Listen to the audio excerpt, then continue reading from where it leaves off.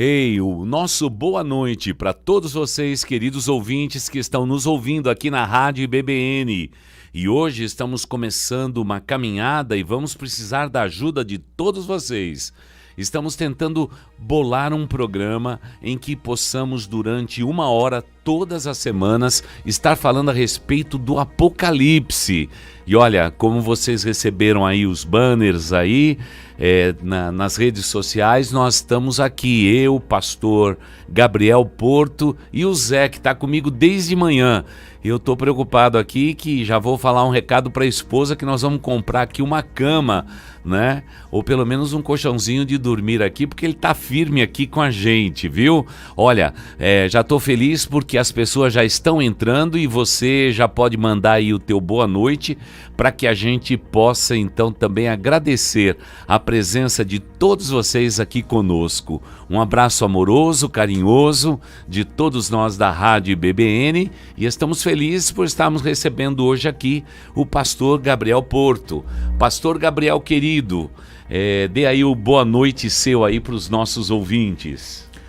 Boa noite a todos, é um grande prazer poder estar aqui começando esse programa, né? Vamos começar a fazer esses programas sobre o Apocalipse, talvez também outros temas mais no futuro, né? E vai ser muito proveitoso para todos que possam estar ouvindo. Então é isso aí, você que gosta do Apocalipse, você apanha aí o seu celular e diz, olha, eu estou sintonizado aqui na Rádio BBN e estamos felizes por estarmos aí podendo abençoar o seu coração também numa noite como essa de sexta-feira, aqui na igreja tudo muito agitado, o pessoal as mulheres estão chegando para a sua reunião e nós estamos aqui no estúdio. Já vou mandando aqui um abraço carinhoso para o Ricardo Pulter, que está dizendo aqui, boa noite pastores queridos, obrigado aí pelo querido, viu, Ricardo? Vocês é que tem paciência muito com a gente, viu? Um abraço também para Zelma, um abraço também para Normanda Kertes. Olha, um abraço para vocês aí, obrigado por esse boa noite, querido. Deixa eu ver se do lado de lá ainda não temos ninguém. Temos 4 pessoas nos assistindo no YouTube, mas nenhuma mandou aí o nosso boa noite. Então vamos lá, toma coragem aí, boa noite, e nós vamos então falar bastante aí sobre o Apocalipse. E vou deixar aqui também um abraço para Ricardo Gonçalves, Vânia, Gláucia, deixa eu ver quem mais aqui, Abel, deixa eu ver o pessoal que ficou no finalzinho da tarde aí, a Valquíria, a Sônia, a família Cirilo, que está conosco desde manhã, assistindo toda a nossa programação. E olha, agora lá do interior, viu, pastor Gabriel? A Clécia Estevanato está aqui conosco também, dando boa noite para os pastores queridos, viu? Olha, muito obrigado aí pela audiência de vocês e nós estamos felizes por estarmos chegando pertinho de vocês, tá bom? Que Deus abençoe muito a sua vida. Pastor Gabriel, fala aí para mim, quando que começou o seu interesse a respeito do Apocalipse, para que os nossos ouvintes conheçam um pouco melhor a sua história? Certo.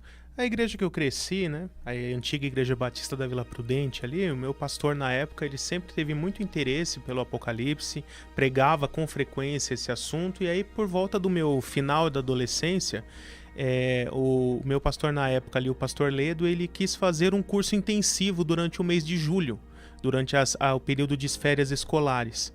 E eu encarei junto com a minha mãe de fazermos esse curso. Todos foram 20 dias direto, né, de segunda a sexta, 4 semanas seguidas ali no mês de julho.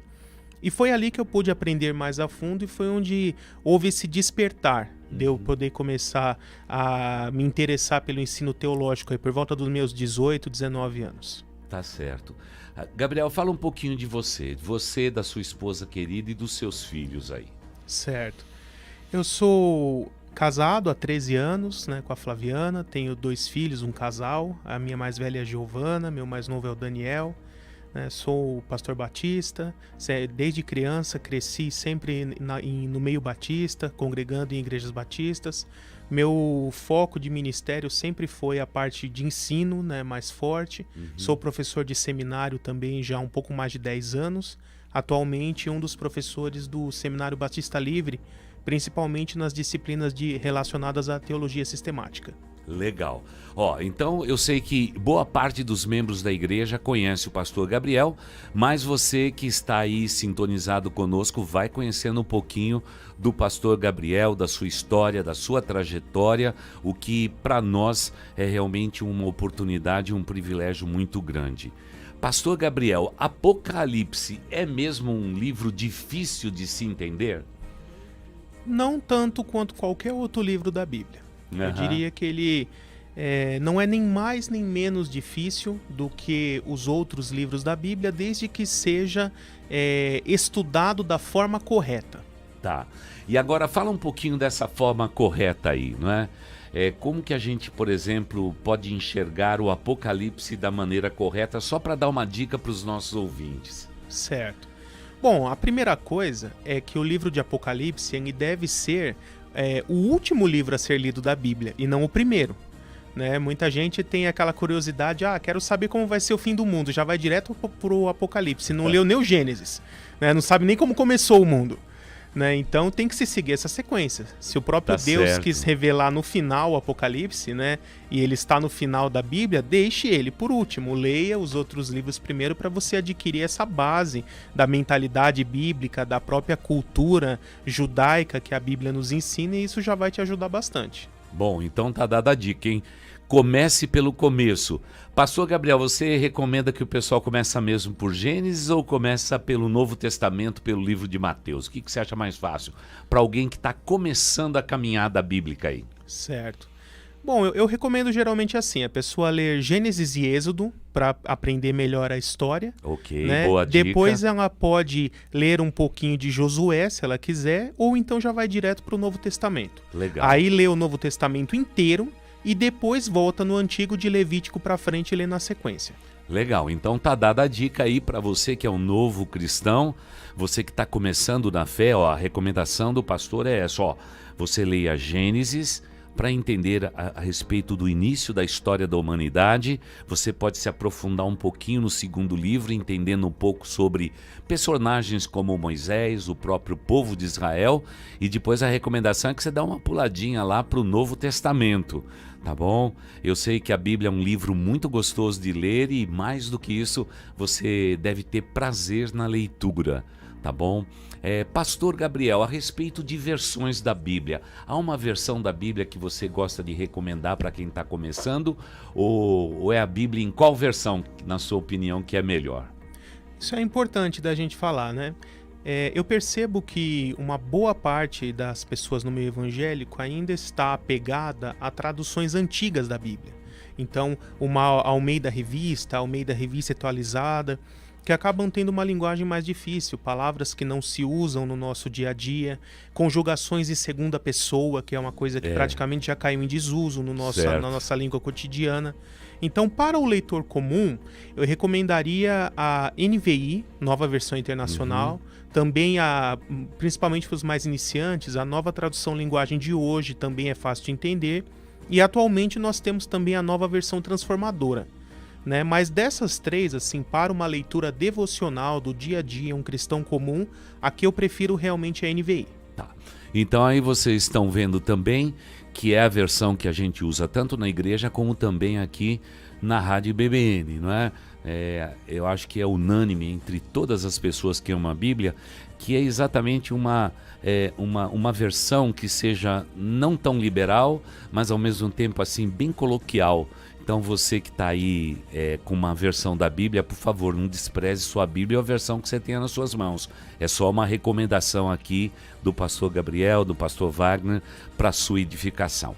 Para a turma continuar te conhecendo, Gabriel, diz para mim o seguinte, você é conhecido, por exemplo, pelo Facebook, por um bocado de gente, e a turma te coloca dizendo o seguinte, pastor Gabriel é um pastor anticalvinista. É isso aí mesmo, pastor Gabriel? Não, eu não diria que eu sou anticalvinista, eu sou anticalvinismo. Tá bom. Né? Porque eu não sou contra as pessoas, eu sou contra a doutrina em si, que eu considero que não é alinhada com o que a Bíblia ensina. Aham, tá certo. Então, ó, essa daí foi a pergunta que alguém escreveu hoje cedo. Eu tô sendo sincero, falei que ia dizer aqui pro pastor Gabriel, porque eu e o pastor Gabriel não temos diferença. Pastor Gabriel é como um filho para mim. Então fica tudo em casa, tá bom? Mas então aí para quem tava ligadinho hoje cedo e mandou o recadinho, eu já tô aqui dizendo que eu acreditaria nessa resposta. Contra as pessoas calvinistas, de jeito nenhum, né? Mas contra a doutrina, lembre-se disso. Pastor Gabriel, você sugeriu que a gente pudesse hoje, nesse primeiro programa, você sugeriu um tema. Então eu queria perguntar para você, por que esse tema? Falando da igreja e de Israel. Eu acho esse tema ele tão importante porque ele é um fundamento, né? Ele tem um desdobramento enorme na escatologia, no estudo para o fim dos tempos, entender essa distinção entre Israel e entre igreja, o que é Israel e o que é igreja, no plano de Deus para a humanidade, para a história, e não só para a escatologia, isso se desdobra em várias outras aplicações, Sim. em várias outras disciplinas, principalmente na nossa eclesiologia, o que nós entendemos ser igreja, e isso vai além em tantos outros assuntos. Por exemplo, o cristão deve guardar a lei, sim ou não? Que partes da lei? Temos dia sagrado para guardar ou não? Devemos ter restrições alimentares? Até devemos circuncidar, né? E todas essas questões, quando você tem um entendimento claro da distinção entre Israel e igreja, você consegue elucidar todas essas questões. Entendo.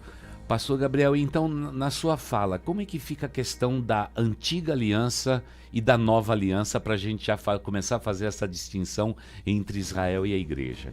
Certo. É interessante, depois se vocês puderem procurar, eu sou autor de um livro chamado Anjos, Demônios e Igreja, que justamente foi o pastor Wagner também que prefaciou, e no capítulo 12 dele, eu falo exatamente sobre essas questões relacionadas da distinção entre Israel e igreja. E antes de entrar nesse assunto da antiga e da nova aliança, só para poder fazer uma base aqui, Tá.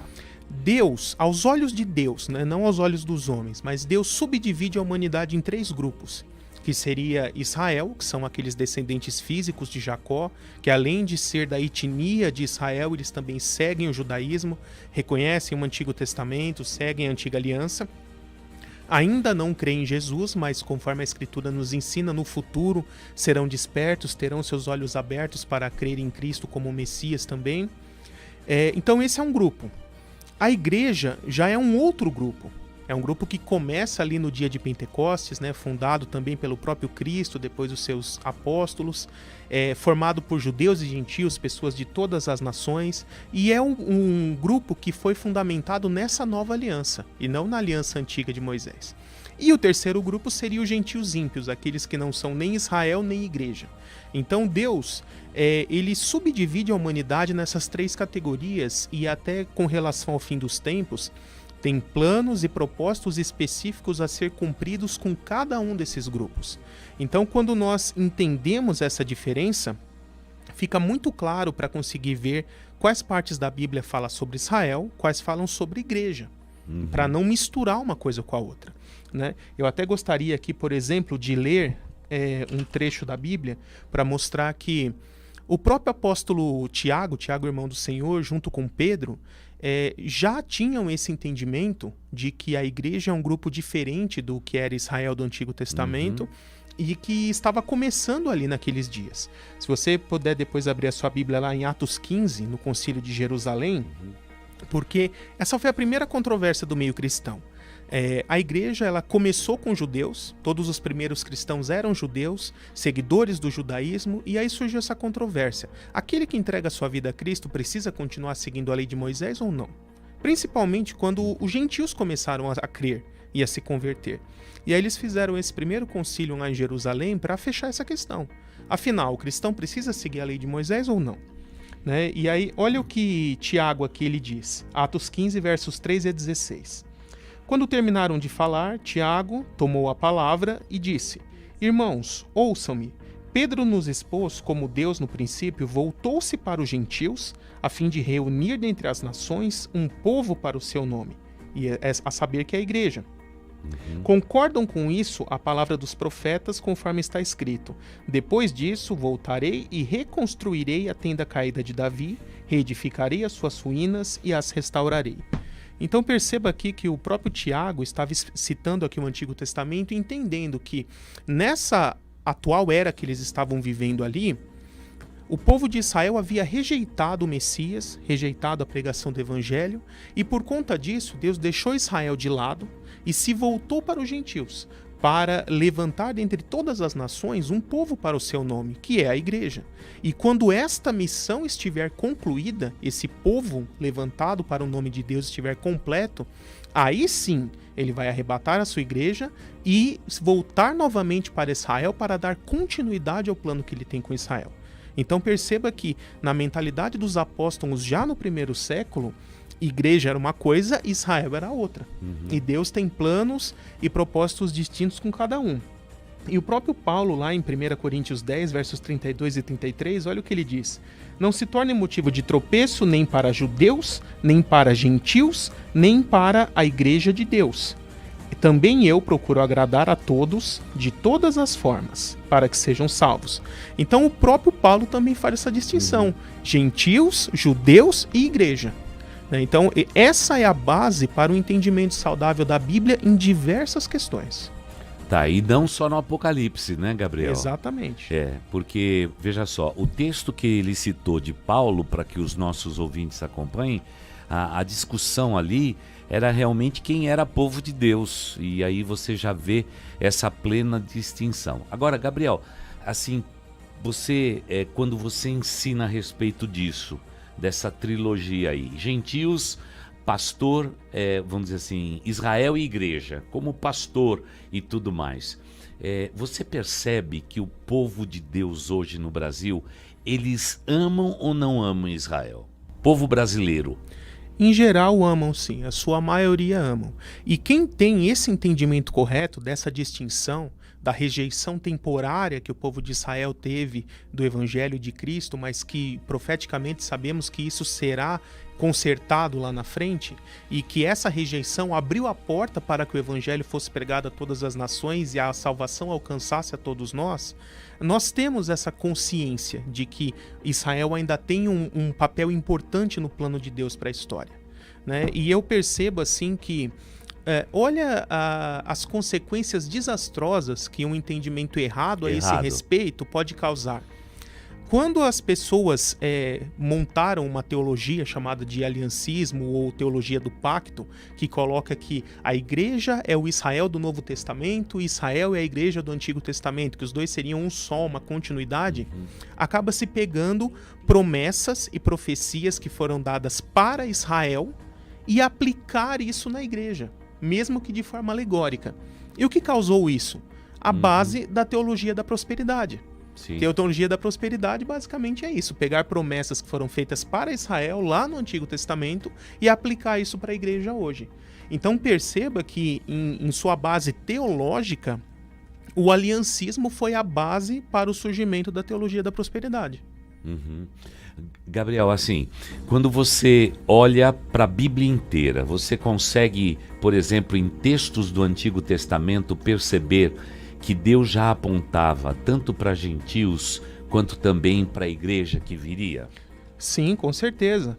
Apesar de o Novo Testamento, principalmente ali nas cartas de Paulo, dizer que a igreja é um mistério de Deus não revelado em tempos anteriores, o que não foi revelado de fato no Antigo Testamento é que por meio da morte sacrificial do Messias, judeus e gentios seriam unidos em um único grupo, a saber, a igreja. Né? Isso é o que não havia sido revelado. Mas, por exemplo, Isaías, ele vai falar vários trechos. Nós podemos começar ali em Isaías 9, né? Um trecho muito conhecido ali no Natal, né? Que fala: um menino nos nasceu, a partir do verso 6. Mas lá no comecinho ele fala: povo que andava em trevas, Galileia dos gentios, viu uma grande luz. Então ali já estava mostrando, olha, quando o Messias chegar, a salvação vai alcançar os gentios. E aí depois nós vemos isso no capítulo 49 de Isaías, 50, 51. Tem no capítulo 50 que é muito interessante, ele diz assim, parafraseando um pouco, apenas Israel é pouco para você, falando a respeito do Messias. Também te farei de ti uma luz para os gentios. Né? Então mostrando que quando o Messias chegasse, realmente a salvação alcançaria os gentios também. Então, esse é o ponto principal de hoje, e que eu estava aqui, não estou discordando do pastor Gabriel, pelo contrário, eu estou dizendo, eu já sei o caminho que ele vai fazer. É muito legal isso, quando a gente tem essa unidade espiritual, doutrinária, muito legal. Agora, é importante que você saiba, é uma coisa que o povo batista não sabe. Talvez você esteja nos ouvindo e você pertença a outra denominação. Mas olha, o povo batista não tem essa consciência a respeito de que o Antigo Testamento sempre colocou a igreja e os gentios mais distantes no foco de Deus. E a gente percebe muito isso pelas pregações, Gabriel, que a gente vê hoje em dia. O pessoal quase que fazendo a mística de que o velho Israel, aquele velho Israel, o tempo dele terminou. E que tudo que eles, olhando para o futuro, tinham, não era nada substanciado na pessoa de Jesus. Né? E daí vem aí a firmeza do pastor Gabriel em reafirmar, olha, eles não tinham uma parte desta revelação, mas o restante eles tinham tudo. Porque veja só, se você vai tentar hoje olhar para o Apocalipse e você não tiver essa nuance, essa grade de cores, né, Gabriel, fica muito difícil a pessoa, por exemplo, entender o período da grande tribulação, né? Como que ele vai entender a manifestação dos selos, todas as taças que são derramadas sem entender essa distinção. Igreja, Israel e os gentios. Não é? Você poderia acrescentar ainda no período da grande tribulação outro grupo, isso, o pastor Gabriel, além da igreja, Israel e gentios? Tem aí alguém aí, mais aí, que pode ser mencionado, por exemplo, no período da grande tribulação? Nós poderíamos fazer aí algumas subdivisões. Subdivisões, tá. Né? Então, por exemplo, dentro ali de Israel, nós poderíamos falar dos 144 mil, certo, das duas testemunhas. Né? Dentro dos gentios ímpios, terão aqueles que receberão a marca da besta, farão parte do exército do anticristo, do seu governo, né? Batalharão em nome dele. Né? Então, nós temos aí dentro de cada grupo essas subdivisões. Tá certo. E agora, a respeito da igreja, não existe subdivisão?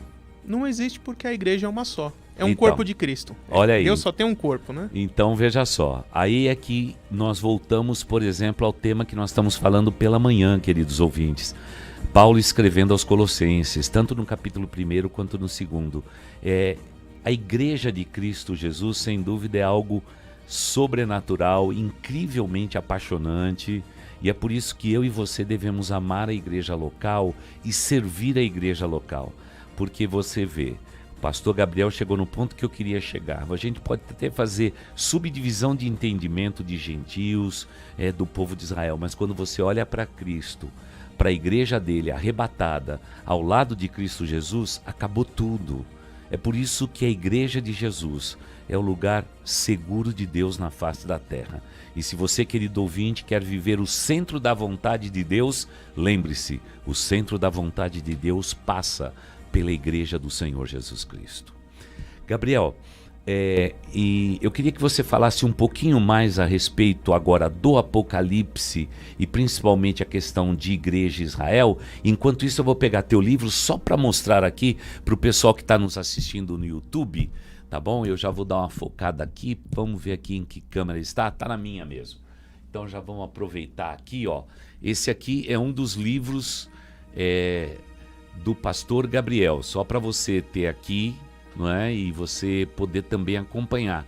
Para você que está aqui em São Paulo, se você quiser mandar um WhatsApp aqui, a gente manda para você aí o livro do pastor Gabriel, tá bom? A gente tem aí os caminhos para você mandar um Pix, fazer alguma coisa, e a gente manda para você. Deixa eu ver agora aqui. Ok, então aí vocês estão vendo já anjos, demônios, né? E a igreja aí, tá bom? Então essa daqui é a capinha, você tá vendo aí, do livro. Ele tem outros livros, está sonhando agora em realmente compor um livro só, não é? Até foi sua filha que fez a propaganda, viu, Gabriel? Você falou, mas ela veio logo em seguida e disse assim, ó, meu pai vai juntar os livros e fazer um livro bem grande de teologia, não é? Então ela é toda espertona, né? Já falando aí só para você ter. E ó, e já estamos colocando aí também o nosso WhatsApp tá? Ou nosso telefone fixo, em qualquer momento você pode solicitar o livro do pastor Gabriel. Nós temos aqui na nossa livraria e vamos poder servir vocês, tá bom? Pastor Gabriel, vamos lá. Distinção agora entre Israel e a Igreja do Senhor Jesus no Apocalipse, que será o nosso tema aí pelas próximas semanas e meses aí. Sim. Então, esse entendimento, ele facilita muito a entender o Apocalipse. É importante nós entendermos o seguinte, nós, como ocidentais, nós temos uma cultura grega. E a cultura grega, ela nos ensina a organizar as coisas numa linha do tempo, numa sequência cronológica. Então, como nós já temos essa mentalidade incutida em nós pelo ensino, pelo sistema de ensino desde criança, nós já somos pré-condicionados que quando nós lemos uma sequência de texto, que é uma narrativa, nós vamos entender que cronologicamente o assunto do primeiro capítulo vem antes, depois na sequência vem o do segundo, vem o do terceiro e assim por diante. Mas a Bíblia não é assim. Por quê? A maior parte da Bíblia é escritura hebraica, né? Tem a tradição, o estilo hebraico de escrita. E o estilo hebraico, ele organiza os assuntos por temas, e não exatamente numa sequência cronológica. Dentro daquele bloco do tema pode até ter uma cronologia, mas quando termina aquele tema e vai entrar em outro tema, ele não está preocupado com uma sequência cronológica, mas assim em abordar um novo tema. E nós vemos isso desde o Gênesis. E o Apocalipse, apesar de ter sido escrito na língua grega, o estilo de escrita dele é um estilo hebraico. Então, gerações anteriores cometeram um erro, né, que eu posso chamar de futurismo extremo, de pegar toda a sequência ali de Apocalipse 6 até Apocalipse 18, onde tem os selos, trombetas e taças, e forçar uma sequência cronológica em tudo isso. De forma que viria os 7 selos, depois do último selo começaria as trombetas, depois da última trombeta começaria as taças. E no extremo oposto a isso, veio depois, por meio do aliancismo, o amilenismo, que ensinou, olha, na verdade são 7 recapitulações da mesma coisa no livro de Apocalipse, e ele vai contar a mesma história 7 vezes, de 7 formas diferentes, sendo tudo repetições e de forma alegórica. E ambos estão errados, né? Um está no extremo, o outro está em outro extremo. Qual que é o entendimento mais correto? É o equilíbrio, é o meio termo. Então perceber que alguns trechos sim são recapitulações e outros são sequenciais. E aí dentro desse entendimento nós conseguimos enxergar que o período tribulacional, esses 7 anos de tribulação, que é a última semana ali das 70 de Daniel, profetizadas ali em Daniel 9, ele tem temas específicos para a igreja, para Israel e para os gentios ímpios. Então, qual é a forma de entender? A narrativa dos selos, ela descreve eventos que ocorrerão durante os 7 anos de tribulação do ponto de vista da igreja, que terá sido arrebatada antes disso e estará lá no céu, testemunhando, vendo esses eventos ocorrerem na terra. Depois, quando nós mudamos a narrativa para os selos, aliás, para as trombetas. O foco já muda, deixa de ser o céu, começa a ser a terra. E aí as trombetas, elas também são novamente a descrição de eventos ocorrendo durante os 7 anos de tribulação, principalmente juízos da parte de Deus, mas dessa vez o público-alvo são o povo de Israel, é o povo de Israel, por isso que todos eles são limitados em 1/3, porque são julgamentos educativos. Deus quer quebrantar o povo para que eles creiam e não destruí-los. E quando nós entramos ali nas taças, o próprio texto já diz que são as taças do vinho do furor da ira de Deus sem mistura. Porque agora é a tribulação do ponto de vista dos gentios ímpios. Aqueles que vão adorar o anticristo, vão receber a sua marca, vão fazer parte de seu império. Estes receberão o julgamento de Deus na intensidade máxima que nós vemos ali no julgamento das 7 taças. Então, na verdade, nós temos que entender que esse trecho do Apocalipse, ele descreve o período tribulacional inteiro 3 vezes. Na primeira vez, selos, do ponto de vista da igreja. Na segunda vez, trombetas, ponto de vista de Israel. E na terceira vez, as taças, ponto de vista dos gentios ímpios. Muito legal. Olha, então, inclusive o pastor Gabriel, junto com pessoas queridas, ele compôs aqui um mapa cronológico, a gente pode dizer que cronológico do Apocalipse, mas sem estar preso a essa cronologia aí do passado. Mas assim, a parte mais exuberante, não dá para mostrar para vocês, mas é a parte exatamente da grande tribulação, esta semana-chave na descrição do Apocalipse.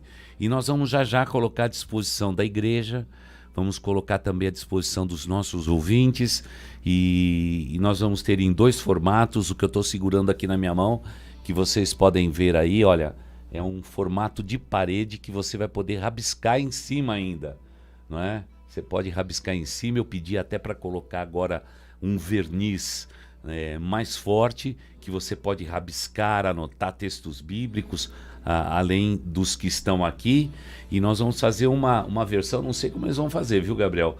Vai ser com corte e vinco dobrado para você ter na sua Bíblia, né? Então, já nós vamos ter isso à disposição também aí na livraria. Dá uma olhada, Zé. Isso aqui é um presente, viu? Um presente muito, muito legal. E com isso, o que a gente deseja fazer, Gabriel, é realmente, mais do que nunca, fomentar que o povo de Deus, nesse tempo, possa estar acompanhando aí o Apocalipse. Se você fosse recomendar hoje, por exemplo, algum texto mais fácil que as pessoas pudessem apoiar, por exemplo, na internet, um quadro cronológico, alguma coisa que pudesse despertar a leitura bíblica cronológica, além do seu livro, que é uma ferramenta. O que você sugeriria hoje? Somente a nível de internet, que é tão fácil, principalmente para o pessoal que está nos assistindo de mais longe aqui, né? O pessoal que está geralmente aí nos assistindo de mais longe. Agora temos poucas pessoas, temos pessoal na região de Campinas e a Grande São Paulo, o restante dos nossos ouvintes. Mas para quem está longe, o que você recomendaria aí, de maneira bem prática? Então, no YouTube você consegue encontrar gratuitamente o meu curso de escatologia. Eu ministrei aqui na igreja em 2016, um curso completo, demorou um semestre aí, foram 18 aulas, e ele está inteiro ali, aproximadamente 18 aulas de 1 hora cada uma, no meu canal do YouTube, também lá nas playlists, já em ordem, a sequência, para você poder assistir aos poucos. Muita gente também me relata que às vezes não pode ver em forma de vídeo, mas coloca no carro, por exemplo, e vai só escutando, né? Isso também ajuda bastante. Ajuda. E esse mesmo curso também está compartilhado no canal do YouTube da igreja. Você vai lá em playlists, você encontra lá o curso do Apocalipse e pode também assistir todo esse conteúdo. Se você puder, também adquira o meu livro de escatologia, Manual Prático de Escatologia, porque o curso segue a sequência do livro, capítulo a capítulo. Isso. Então você pode ler o capítulo e assistir a aula daquele capítulo, e da sua casa, de onde você estiver, fazer esse curso à distância. Então, aproveita aí a dica do pastor. Então você pode acessar o site da igreja, você vai ter isso tudo lá à sua disposição, mas seria muito importante que você adquirisse o livro, porque você faz as duas coisas ao mesmo tempo. Você separa um tempo da sua vida, numa semana, para gastar 1 hora com o livro aberto, você pode sublinhar o livro e com isso crescer de uma maneira espiritual muito relevante para esse tempo tão difícil que nós estamos vivendo, não é? Pastor Gabriel, me diga uma coisa, por que o pessoal, no tempo da pandemia, começou a ligar para a igreja desesperado e perguntando onde havia recursos do Apocalipse? Eu não sei se foi um susto que a turma tomou, de uma mudança tão drástica que o mundo enfrentou, que o pessoal correu para o Apocalipse. Nos seus relacionamentos, das suas redes sociais, o que aconteceu nesse tempo de pandemia aí? O pessoal se tornou mais interessado no Apocalipse mesmo? Sim, com certeza. Sempre que nós vivemos um período aí que acontece algo novo, né, e algo assim que pode trazer temor ao coração das pessoas, o pessoal já corre lá no Apocalipse, porque o pensamento é assim: o mundo está acabando, então deixa eu conferir lá se está acabando mesmo, se está acontecendo o que está escrito. Né? Mas justamente eu percebo que quem mais faz isso são aqueles que não conhecem o Apocalipse direito.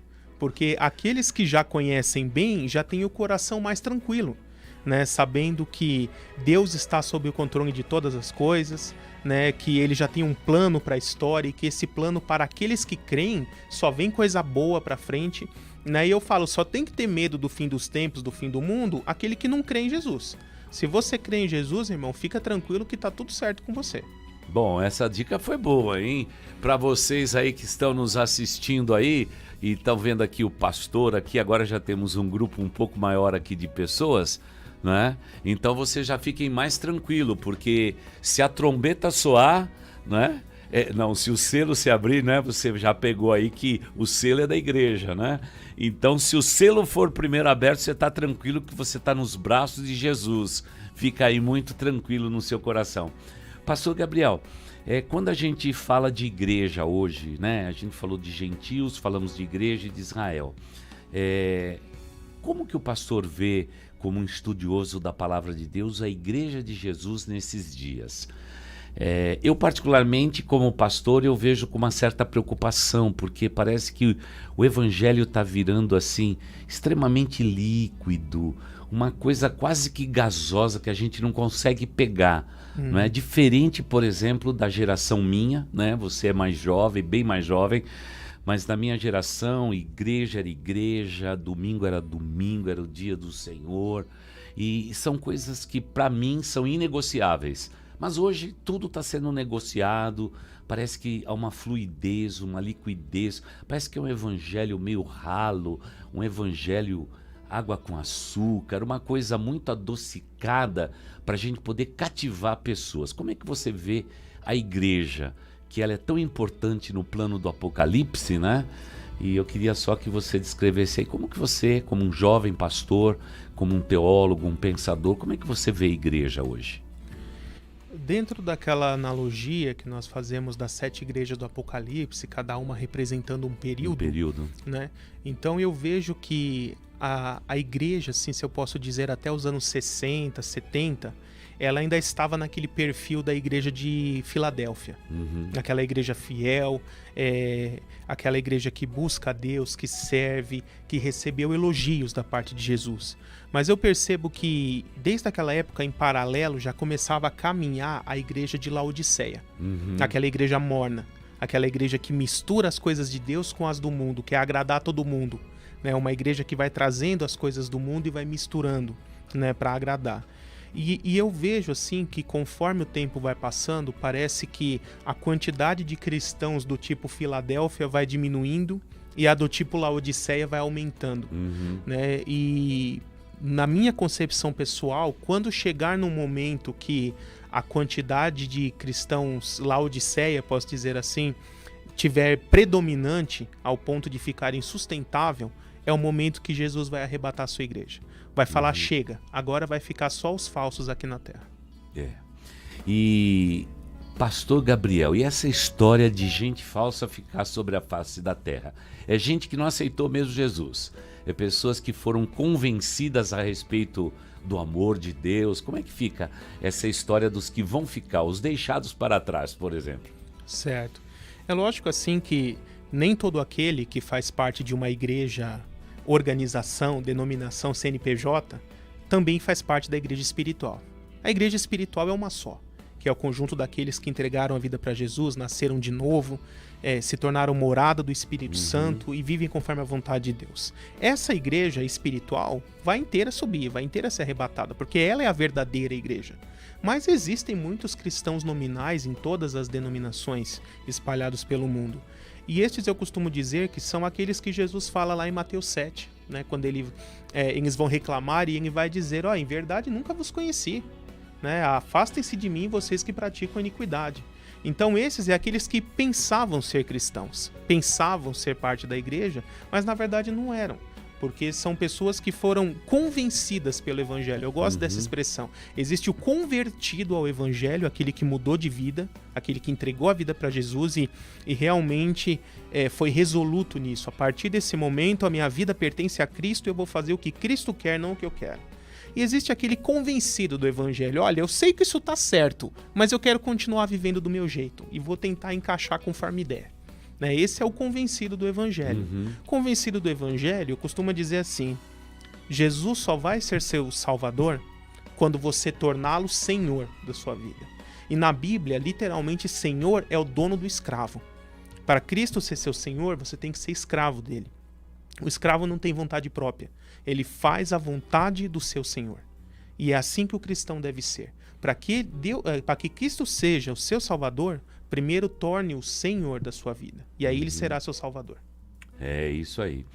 Agora, pastor Gabriel, tudo isso tem mesmo que acontecer para que o Apocalipse venha se concretizar, vamos dizer assim, esse liberalismo, esse evangelho bem liquefeito aí, isso tudo tem que acontecer, não é? Forçosamente isso tem que acontecer, ou realmente as coisas estão aceleradas demais? Às vezes dizer desse jeito tem que acontecer, parece passar a ideia errada de que Deus quer que seja desse jeito, né? Eu não vejo dessa forma. Eu gosto bastante ali do texto de 2 Pedro 3,9, né? Onde a Escritura diz que a vontade de Deus é que todos se salvem e cheguem ao arrependimento. Se a vontade de Deus é essa, por que nem todos se salvam, né? Porque essa vontade de Deus é prescritiva. Ele ensina qual é o certo, te orienta, mas a pessoa tem liberdade para escolher se quer seguir a Cristo ou não. E aí Deus, pela sua presciência do futuro, já sabe que uma boa parte da humanidade não vai querer seguir a Cristo. Então, a consequência natural dessas escolhas das pessoas que Deus já pré-conhece, né, faz com que o mundo vá ficando desse jeito. Então, não que tem que acontecer porque Deus quer, mas Deus, em sua presciência, já sabe que será desse jeito por uma consequência da própria humanidade fazendo mau uso de sua liberdade. Então tá aí uma excelente resposta, né, como indagação de muitos de hoje a respeito até da manifestação da bondade de Deus, né, Gabriel? Sim. A liberdade que Ele dá a cada ser humano de amá-lo até rejeitá-lo, né? É isso mesmo. Agora, uma das coisas que as pessoas mais perguntam, Gabriel, principalmente naquele período que a gente falou um pouquinho sobre o Apocalipse naquele mês, simplesmente pegando o retorno da igreja, uma das coisas que mais perguntaram, principalmente no Fale Conosco, né? A pergunta é mais ou menos essa. Como eu posso ter certeza absoluta da minha salvação? Essa foi a pergunta mais feita naquele período e a gente não teve nem tempo de responder tudo isso. Como eu posso ter certeza da minha salvação? Porque alguns até disseram, pastor, às vezes eu duvido. Às vezes eu duvido até de Deus, da Bíblia, de tudo, o universo, da manifestação da vontade de Deus. É nesse momento de incredulidade que as pessoas dizem assim, né? Eu não tenho certeza da vida eterna por Cristo Jesus. E vai ficando aí um drama que vai se alicerçando no coração das pessoas. E até elas dizem, como disseram lá no Fale Conosco, pastor, eu tenho certeza que um dia eu aceitei Jesus, mas de vez em quando tudo isso balança dentro do meu coração. Isso aí é razão, isso é mente, é falta de Bíblia, falta de leitura da Bíblia, o que é? Pastor Gabriel.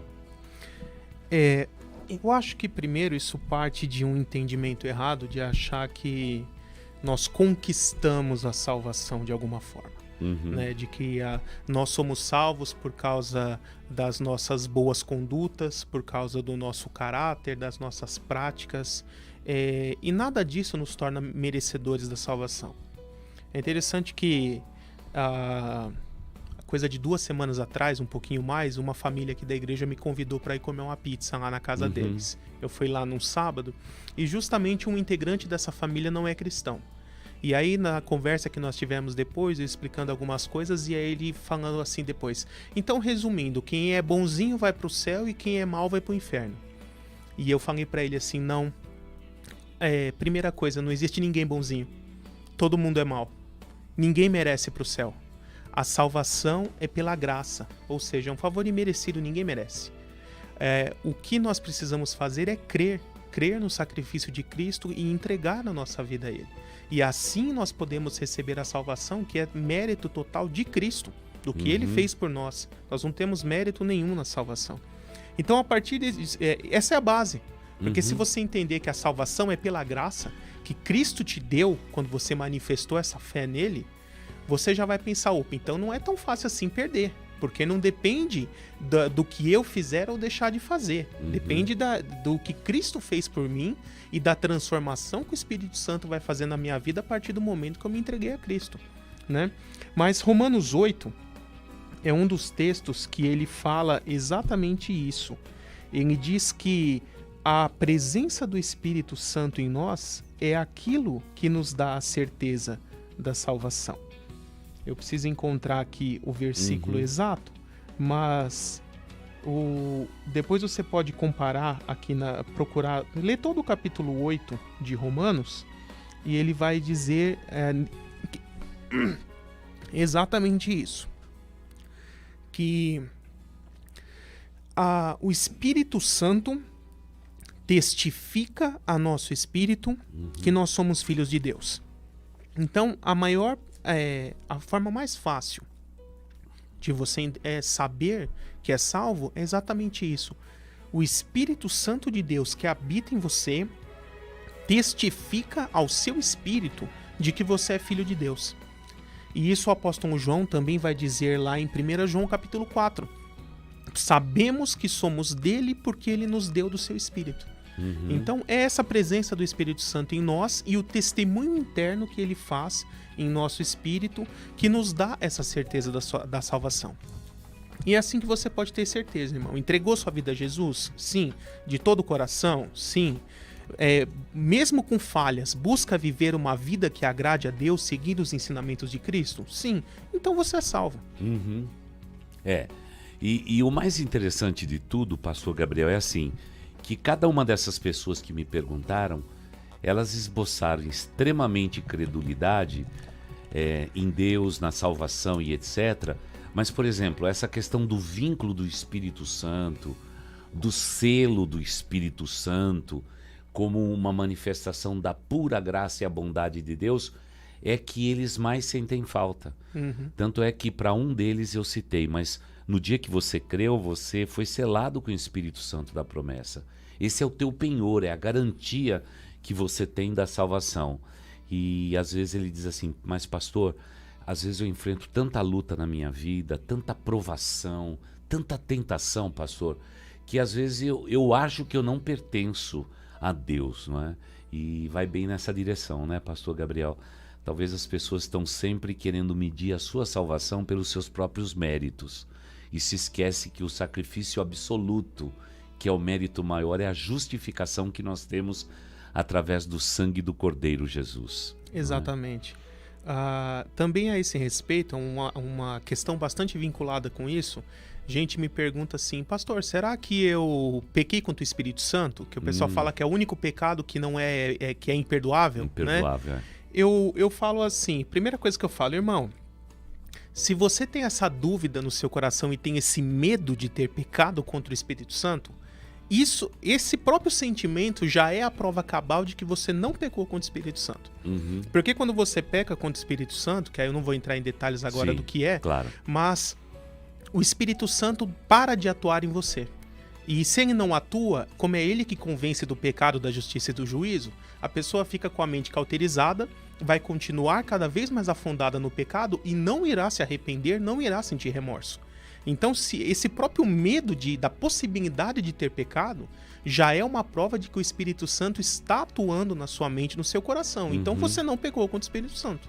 Faz sentido, né? Faz todo sentido, é verdade, é isso mesmo. Pastor Gabriel, quando a gente olha para esse ponto, por exemplo, dessa soberania tão linda de Cristo, o plano da salvação do homem, o resgate e etc., por que Deus foi tão objetivo com a igreja e ele vai demorar tanto com Israel? Porque quando eu fico imaginando o desdobramento do Apocalipse, tudo aquilo, o surgimento de um iníquo que vai enganar pessoas e etc. Por que demorou tanto essa objetividade de Deus quanto ao povo de Israel? É o coração do povo de Israel que é muito duro mesmo, não é? Ou Deus tem lições que são verdadeiros mistérios da parte dele?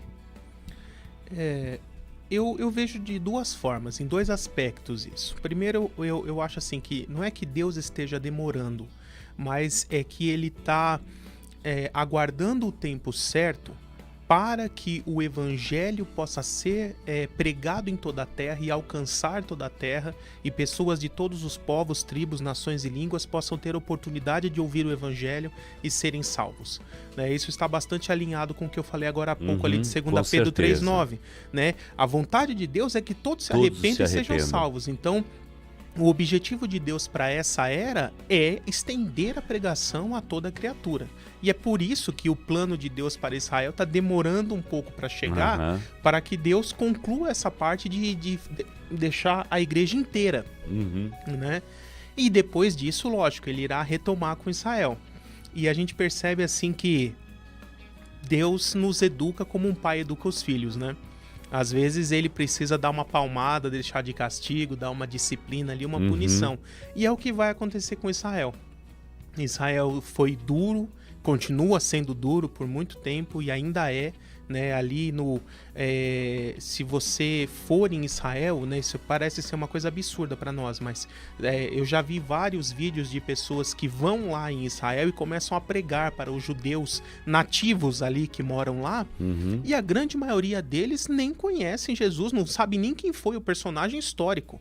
Né, fala assim, foi um sacerdote dos romanos, né? Eles costumam falar assim, algo totalmente desconhecido. Até nas próprias sinagogas existem alguns textos que são meio que proibidos para os judeus, né? Daniel 9, Isaías 53, Zacarias 14, são textos que não se falam, porque eles apontam tão claramente para a pessoa de Jesus que se alguém lê isso numa sinagoga vai ter problema, porque o pessoal vai ouvir e vai falar, mas isso tá falando de Jesus, mas Jesus não é o Cristo, né? O que é o que eles ensinam. Então, vai ser necessário Deus dar essas palmadas, digamos assim, essa punição para que eles se arrependam, abram os olhos e percebam a verdade. Quer dizer que Deus está colocando Israel de castigo aí. Tá de castigo. Tá de castigo, né? Ou se fosse na igreja, diz assim, tá no banco, né? Tá no banco ali sendo punido e esperando aprender a respeito disso. Então é muito importante que você saiba disto. É realmente o plano da vontade de Deus. O tempo que Deus tem para Israel, para que a gente possa entender também esse princípio. Os gentios hoje, pastor Gabriel, eles têm a consciência da grandeza do amor de Deus e pelo fato de Deus beneficiar um pouco Israel, principalmente os gentios mais próximos de Israel, como os muçulmanos, eles têm quase que uma birra, uma zanga também com os cristãos, com a igreja, porque o cristão está sempre orando por Israel, sempre está zelando pelas coisas de Israel, e até nações do mundo como Inglaterra, Estados Unidos, eles estão sempre na defensiva de Israel, porque já é uma tradição até política, né? Que eles devem abençoar Israel para serem abençoados, como diz lá o livro de Gênesis, né? Você acredita que essa birra, por exemplo, de muçulmanos contra cristão, que é quase uma extensãozinha daquilo que eles sentem a respeito de Israel, é uma forma de Deus também disciplinar Israel? Eu creio que sim, né? Principalmente que a gente vê desde o Antigo Testamento que quando o povo de Israel se desvia, Deus usa nações estrangeiras para punir Israel. Nós vemos isso até com os egípcios, os assírios, os babilônicos, os persas, os romanos, depois na época de Jesus, né? E Deus sempre vai fazendo isso. Então, é até interessante que nós vemos um trecho lá no Novo Testamento que diz assim, que Deus faz isso, se não me engano é Paulo em Romanos 9 que vai dizer isso, para causar ciúmes no povo de Israel. Né? Deus se volta para os gentios, os abençoa e aí levanta a igreja para poder causar ciúme no povo de Israel para ver se eles acordam. Né? Mas eu costumo falar assim, não fique com inveja do povo de Israel achando que eles são mais abençoados, porque é só você fazer parte da igreja. Você entrega a vida para Jesus, se torna parte da igreja, pode ter certeza que as promessas que Deus tem para a sua igreja são superiores até as do próprio Israel. Né? E eu poderia falar de tantas coisas aqui. O autor aos Hebreus, em cada capítulo, vai mostrando a superioridade da nova aliança em relação à antiga. A nova aliança é melhor, ela tem um sumo sacerdote perfeito que é Cristo, não aqueles falíveis que tinham que fazer sacrifícios por eles mesmos, que morriam de tempos em tempos, eram substituídos. né? E tantos outros aspectos, a revelação que foi entregue, as promessas, o sacerdócio e tantas outras coisas que nós poderíamos dizer, a nova aliança é superior à antiga em todos os aspectos. As nossas promessas e o que Deus profetizou para a sua igreja superem muito o que profetizou para Israel, mesmo já sendo coisas grandes. É verdade, esse ponto é bem sensível, né? A gente percebe quanto é nobre a nova aliança, né, Pastor Gabriel? Isso é uma das coisas que mais tocou no meu coração. Quando eu cheguei para a igreja, eu tinha um tutor, não é? Um discipulador. Ele era um diácono da igreja, bem conservador, italiano, alguém que se converteu já adulto aqui no Brasil, e ele tinha bem claro no coração dele a respeito da superioridade da nova aliança. Ele falava sempre da nova aliança e eu só fui entender completamente isso anos depois. Mas na cultura, por exemplo, dele, a nova aliança através do sangue do Cordeiro, para ele representava toda aquela tradição católica que ele teve, onde que o sangue de Jesus Cristo não tem nenhum valor quase, não é? Para alguém que pratica a fé católica, porque principalmente adorar a divindade é o fato maior da devoção que eles tinham. Então ele insistia na nova aliança pelo sangue de Cristo Jesus, né? Mas é difícil isso, né, Gabriel? O povo de Deus também é um pouquinho teimoso, é muito difícil, tanto é que a gente vê hoje igrejas começando o culto, tocando chofar, não é? Trazendo, por exemplo, arcas, né, do testemunho para o centro do culto, velas e castiçais sendo acesos, e num dia como um tempo de hoje, né, como alguém dissesse que eu poderia comparar a velha aliança com a nova aliança, né? E ela é incomparável, né? Ela é incomparável porque foi o preço absoluto do amor de Deus revelado no Cordeiro de Deus, Jesus Cristo, né? Então, para a gente concluir, Pastor Gabriel, e esse pessoal que queima incenso e está voltando a esse, vamos dizer assim, está quase que judaizando a igreja cristã. Que história é essa aí, maluca aí, que está acontecendo tanto nos dias atuais? Isso é um retorno àquele erro do primeiro século, né? Porque justamente no primeiro século, os primeiros cristãos tinham um grupo ali, os judaizantes, que queriam manter uma igreja judaizada. E os próprios apóstolos ali se reuniram e foram unânimes em dizer: olha, o cristão não precisa de nada disso. Aquele que entregou sua vida a Cristo, ele está na nova aliança, são promessas diferentes, agora nós vivemos pela lei de Cristo e não pela lei de Moisés, né? O que é a lei de Cristo? Os ensinamentos de Cristo e dos apóstolos no Novo Testamento. Né? Algumas coisas vai repetir o que já estava no Antigo, sim, e outras não. Por isso que a gente se baseia no Novo e não na lei do Antigo, né?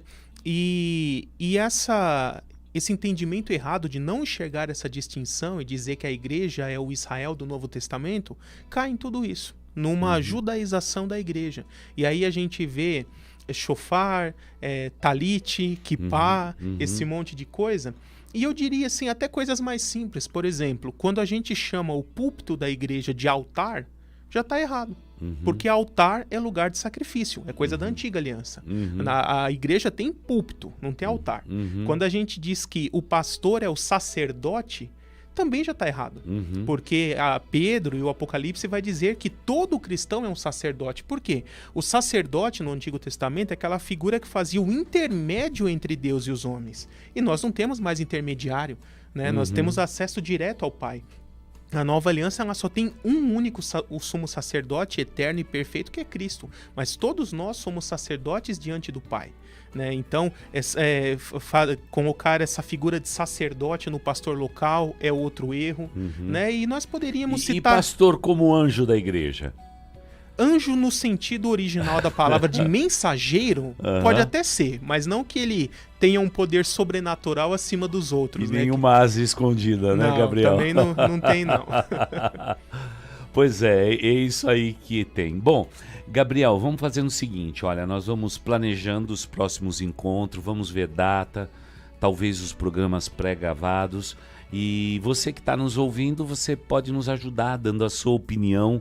manda o seu WhatsApp para nós, para que a gente possa saber direitinho aí qual é a sua opinião a respeito de um programa, batendo um papo bem informal, tornando o Apocalipse mais fácil, mais seguro para a sua compreensão, tá bom?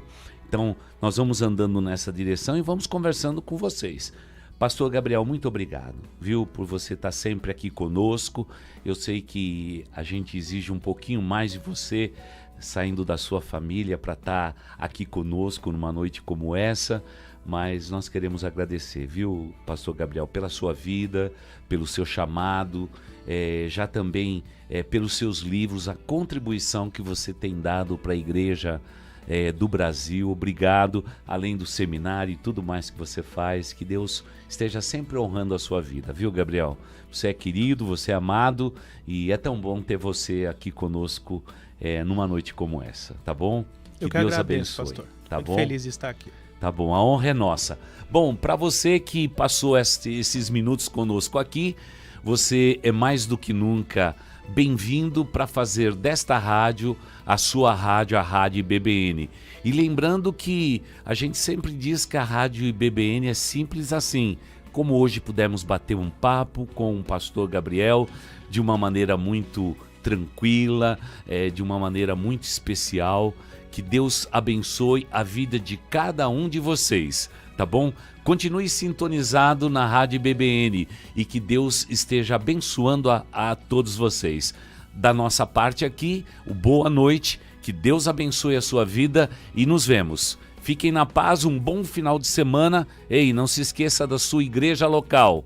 Ela é a esperança do mundo, tá bom? Faça parte da igreja, ame a tua igreja, ore pelos seus líderes e que Deus os abençoe grandemente. Uma boa noite para todos vocês. Fiquem na paz.